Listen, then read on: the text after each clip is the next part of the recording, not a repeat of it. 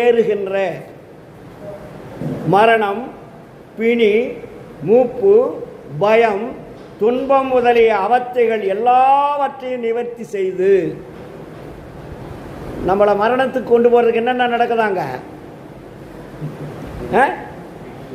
பிணி, மூப்பு, பயம், மரணம், பிணி, மூப்பு, பயம், துன்பம், இவ்வளவு அவத்தைகள் வந்தாதான் நமக்கு மரணம் வருது இல்லைங்களா? அப்போ துன்பம் முதலிய அவத்தைகள் எல்லாவற்றையும் நிவர்த்தி செய்து ஒரு பட்டியல் போட்டு இதிலிருந்து நான் என்னை விடுவிக்க வேண்டும், இதில் நான் மாட்டிக்கொண்டேன். ஏன்னா உலக வாழ்க்கையில் நம்மளை மாட்ட வச்சவங்க யாரும் நம்ம போய் மாட்டிக்கல, தயவுசெய்து அதை நினச்சிடாதீங்க. மனிதர்கள் குற்றவாளிகளே அல்ல. நான் பல இடங்களில் அதான் சொல்லியிருக்கேன் பல வருஷங்களாக. நாம் எல்லாம் நல்லவர்கள், நமக்கு வழிகாட்டியவர்கள் தான் தவறான வழிகாட்டி உள்ளவர்கள் இல்லையா? அதனால தானே வள்ளலார் சொல்றாரு, எவ்வகை சார் மதங்களிலே பொய்வகை சாத்திரங்கள் எடுத்துரைத்தே எமது தெய்வம் என்றே கைவகையே கதறுகின்றி தெய்வம் ஒன்றென்றறி கரிபிடித்த கலகமிட்ட பெரியரிரும் பெரியீர் ஐவகை மூத உடம்பு அழிந்திடில் என் புரிவி அழிவுடம்பை அழியாமையாக்கும் வகையெறி உய்வகையன் தனித்தந்தை வருகின்ற தருணது உற்றறிவின் உற்றிடுவீர் உண்மை உரைத்தேன்னு சொல்றாருல.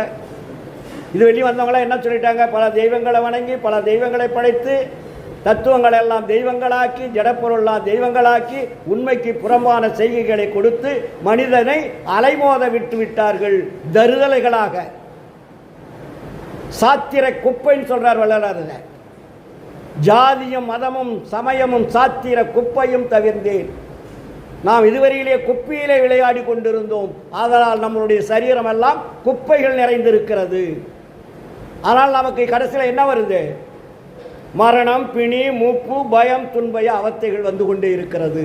இது நாம் ஏற்படுத்தி கொள்ளவில்லை, நமக்கு வழிகாட்டியவர்களுடைய வழியிலே நாம் சென்றதால் அவர்களுக்கும் அதேதான், நமக்கும் அதே கதிதான் என்பது தெரிய சொல்றாரு. இந்த அதுக்கு சொல்லிட்டு எல்லாவற்றையும் நிவர்த்தி செய்து இத்தேகத்தையே, நாம் இந்த தேகத்தில் போய் இருக்கிறோமா, இத்தேகத்தையே நித்திய தேகமாக்கி கொண்டு எக்காலத்தும் எவ்விடத்தும் எவ்விதத்தும் எத்துணையும் தடைபடாத பேரின்ப சித்தி பெருவாழ்வை பெற்று வாழ்தல் வேண்டும் என்பதே எனது சத்தியமான அதிதீவிர விருப்ப முயற்சியாக இருக்கிறது. அப்படின்னு நம்ம போய் வேண்டுமா வேண்டாமா? ஆண்டவனுடைய எப்படி வேண்டும்னு அவர் சொல்லிக் கொடுக்குறார் நமக்கு. இது வெளியே நான் வாழ்ந்த வாழ்க்கை. ஜாதியிலே, மதங்களிலே, சமய நெறிகளிலே, சாத்திர சந்தடிகளிலே, கோத்திர